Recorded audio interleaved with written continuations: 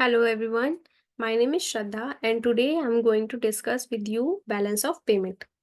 So balance of payment में सबसे पहले हम फोकस करते हैं द वर्ड बैलेंस. बैलेंस में हमारा नेगेटिव और it can be positive.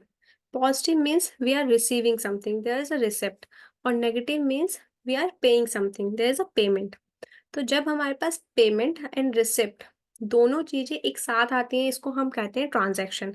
So transaction between two countries और मोर देन टू कंट्रीज, इसको हम इकोनॉमिक ट्रांजैक्शन कहेंगे. और बैलेंस ऑफ पेमेंट का मतलब हो गया, balance of payment is a place where we are recording the economic transaction of any country. तो उसको हम कहेंगे balance of payment. Before moving further in the lecture, there are two questions which I want to ask from you, that which one of the following transaction represent a credit entry in the current account of BOP. Means balance of payment की current account में credit entry इनमें से किस item की होगी. Next, the balance of payment on capital account does not include. Balance of payment BOP का capital account में इनमें से कौन सी चीज इंक्लूड नहीं होगी. अगर आप लोगों को इस क्वेश्चन का आंसर आता है, it's well and good, but if not, so हम लेक्चर के एंड में इन क्वेश्चंस को डिस्कस करेंगे. So first, balance of payment. What is balance of payment? I have already told you that balance of payment is a place where we are discussing, where we are recording the transaction of any country, right? Transaction means हमने कुछ payment करी है और कुछ receipt करा है. Receipt करा है मीन्स इनफ्लो, पेमेंट करी है मीन्स आउटफ्लो. तो यहीं पर वही लिखा है कि record the inward. Inward means receipt and outward. Outward means payment of foreign exchange of a country. किसी भी कंट्री की फॉरेन एक्सचेंज का इनवर्ड और आउटवर्ड जब हम रिकॉर्ड करते हैं, उसको हम कहेंगे balance of payment. So balance of payment में हमारे दो अकाउंट्स बनते हैं. एक बनता है करंट अकाउंट, एक बनता है कैपिटल अकाउंट. सो करंट अकाउंट में हम दो तरीके की चीजों को रिकॉर्ड करते हैं. First is visible items, second is invisible items. तो ये लिखा है visible items and invisible items. Visible items में हम क्या रिकॉर्ड करते हैं? Export and import of physical goods. Physical goods मतलब जो goods which are tangible, feasible होते हैं, हम उनको टच कर सकते हैं. एंड नेक्स्ट आता है हमारा इनविजिबल आइटम्स. इनविजिबल आइटम्स जो कि इंटेंजिबल होते हैं इन नेचर, जैसे export and import of services and unilateral transfers. तो करंट अकाउंट में हमारी दो तरीके की चीजें आती हैं, visible items and invisible items. Visible items में क्या आते हैं? Export, export and import of physical goods which are tangible. और सेकंड आता है हमारा इनविजिबल आइटम. इनविजिबल आइटम्स में हमारा क्या आता है? Export and import of services and unilateral transfer. Unilateral transfer मतलब वन साइडेड ट्रांजेक्शन्स होती हैं, like gifts, loyalty, interest, donations etcetera. Second account बनता है इसमें इस कैपिटल अकाउंट. कैपिटल अकाउंट में हमारी दो चीजें आती हैं, capital receipt, capital payment. Receipt means inflow of the capital, payment means outflow of the capital. और करंट अकाउंट में जो ये विजिबल आइटम्स होते हैं, इनको हम कहते हैं बैलेंस ऑफ ट्रेड. एक्सपोर्ट और इंपोर्ट ऑफ फिजिकल गुड्स का जो रिकॉर्ड होता है, उसको हम कहेंगे बैलेंस ऑफ ट्रेड. नेक्स्ट, अब हमें पता चला कि बैलेंस ऑफ पेमेंट में हमारे दो अकाउंट बनते हैं, एक बनता है करंट अकाउंट, एक बनता है कैपिटल अकाउंट. तो अब हम दोनों ही अकाउंट को इंडिविजुअली स्टडी करते हैं. तो फर्स्ट हम डिस्कस करेंगे करंट अकाउंट. करंट अकाउंट में अभी हमने पढ़ा है कि दो तरीके की चीजें होती हैं, एक विजिबल आइटम होता है, एक इनविजिबल आइटम होता है. एक विजिबल आइटम होता है, एक इनविजिबल आइटम होता है. विजिबल आइटम में क्या होता है? Export import of physical goods हम देखते हैं. इनविजिबल में export import of services and unilateral transfers देखते हैं. सो यहाँ पे वही लिखा है, maintain the record of imports and export of goods and services as well as the record of unilateral transfers. So current account क्या होता है? एक्सपोर्ट इंपोर्ट ऑफ गुड्स का रिकॉर्ड रखता है, एक्सपोर्ट इंपोर्ट ऑफ सर्विसेज का record रखता है, और यूनिलेटरल ट्रांसफर्स का रिकॉर्ड रखता है, right? Current account balance. Current account में हमारे तीन तरीके के बैलेंस आ सकते हैं. Current account surplus, current account deficit and current account balance. Surplus, surplus का मतलब कुछ चीज हमारे पास जब ज्यादा हो, means total inflow is greater than total outflow. Inflow अभी बताया था, इनफ्लो मीन्स रिसिप्ट। जब हमारे पास रिसिप्ट ज्यादा होंगी पेमेंट से, मतलब total inflow is greater than total outflow, receipt are more than payments, तब हमारा होगा सरप्लस, विच मीन्स रिसिप्ट ज्यादा है मतलब हमारा क्रेडिट साइड ज्यादा है और डेबिट साइड कम है। Before discussing this in detail, first discuss this note. This is just for the understanding purpose. Let's suppose dollar है हमारे पास, यूएस डॉलर है। यूएस डॉलर हम जब इनफ्लो होता है मतलब जब हम इसको रिसीव करते हैं, तो वो उससे हमारा यूएस डॉलर का जो बैलेंस है, स्टॉक है, वो बढ़ जाएगा, स्टॉक बढ़ेगा यूएस डॉलर का। और जब कुछ बढ़ता है तो वो पॉजिटिव आइटम होता है, तो हम उसको कहेंगे पॉजिटिव आइटम है। और जब कुछ चीज बढ़ती है, पॉजिटिव आइटम है, तो पॉजिटिव आइटम हमारा जाता है credit side of the BOP. Similarly अगर डॉलर, डॉलर का आउटफ्लो हो रहा है, हम कुछ पेमेंट कर रहे हैं इन टर्म्स ऑफ डॉलर, तो वो क्या करेगा, हमारा जो डॉलर का स्टॉक है उसको कम कर देगा, और डॉलर का स्टॉक कम होगा, नेगेटिव आइटम है, वो जाएगा हमारा debit side of the BOP. इससे आपको बहुत हेल्प होगी ये चीज समझने में कि सरप्लस, डेफिसिट और बैलेंस कैसे होता है। सरप्लस में अभी हमने कहा total inflow, inflow means dollar हमारे पास आ रहा है, पॉजिटिव आइटम है, क्रेडिट साइड जाएगा, credit side. Total inflow means credit side is greater than total outflow means debit side. Outflow means dollar हमारे पास से जा रहा है, नेगेटिव आइटम है, डेबिट साइड जाएगा।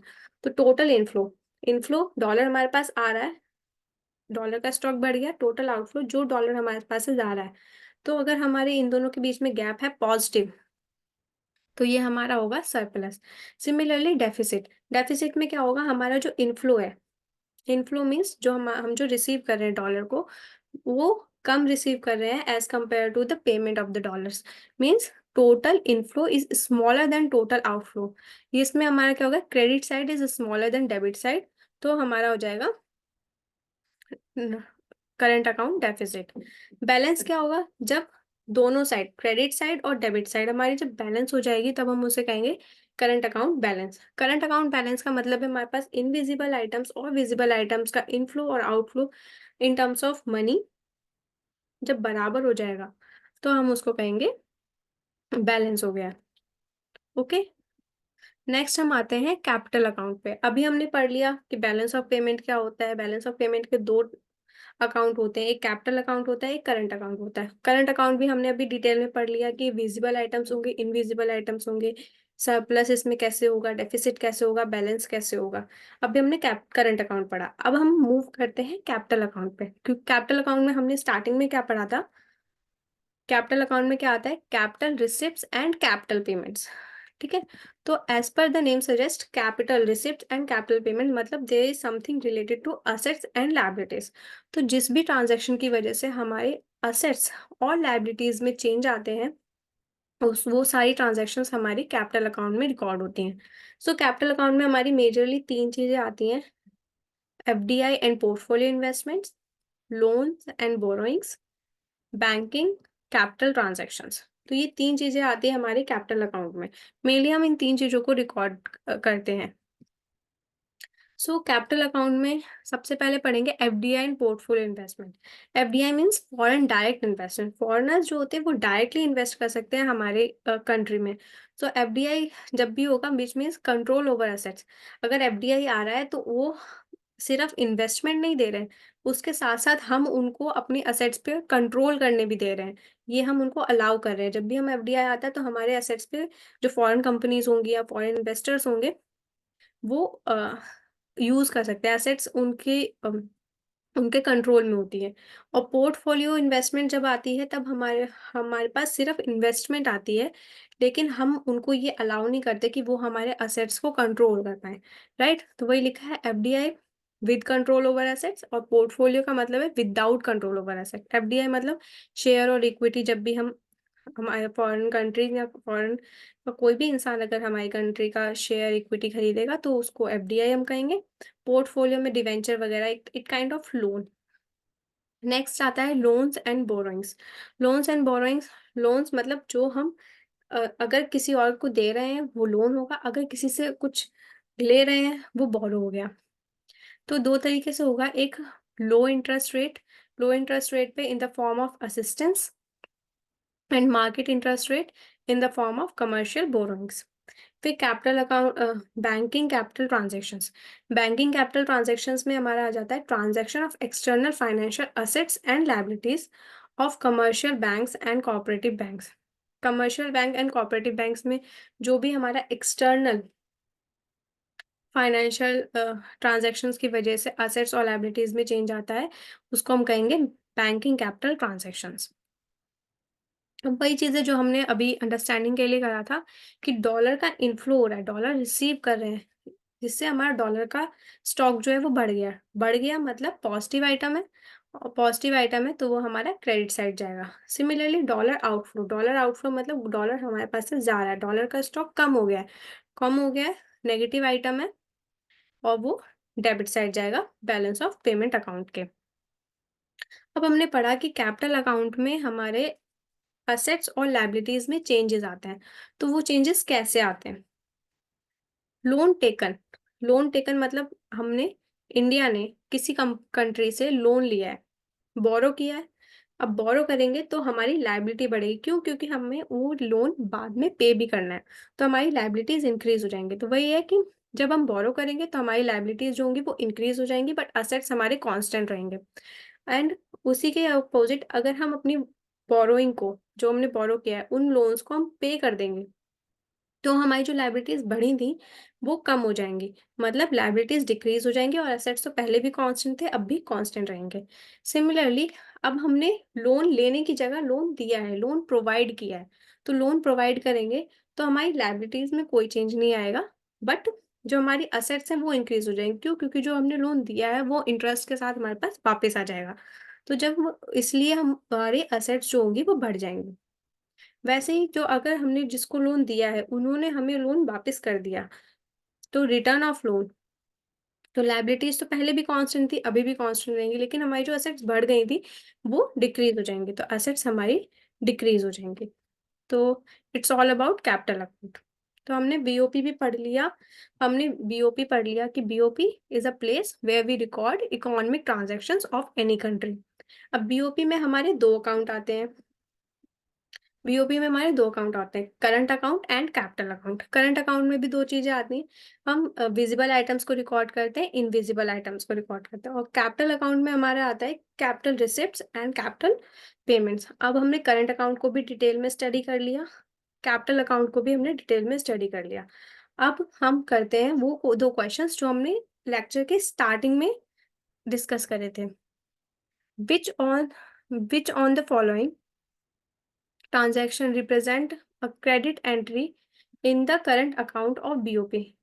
बीओपी के करंट अकाउंट में क्रेडिट एंट्री, क्रेडिट साइड क्या आता है हमारा? Positive item. पॉजिटिव आइटम मतलब इनफ्लो हो रहा है, किसका? डॉलर का इनफ्लो हो रहा है, डॉलर का, वो आ रहा है क्रेडिट साइड।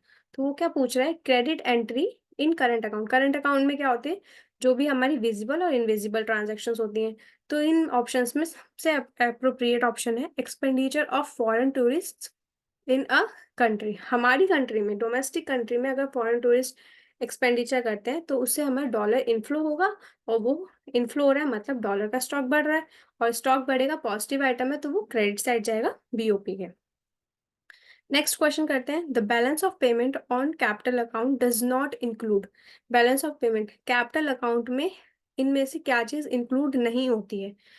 हमारा आंसर होगा net income transfer. Net income transfer हमारा चला जाएगा इनविजिबल आइटम्स में, जो कि हमारा आता है करंट अकाउंट के अंदर। क्योंकि देखिए अब बाकी का ऑप्शंस देखिए, government loans to foreign government, हमने, हमारी गवर्नमेंट ने किसी और गवर्नमेंट को लोन दिया है, तो फॉरेन गवर्नमेंट को लोन दिया है, हमने दिया है, मींस हमारे असेट्स इंक्रीज हो जाएंगे, ये हमारे कैपिटल अकाउंट में आएगा, अभी हमने पढ़ा था। फिर balancing foreign direct investment FDI capital account, foreign portfolio investment capital account. तो ये चीज हमने अभी इसमें पढ़ा था, ये देखिए, FDI, portfolio and loans. So this is it, thank you, I hope you like this lecture. Thank you so much.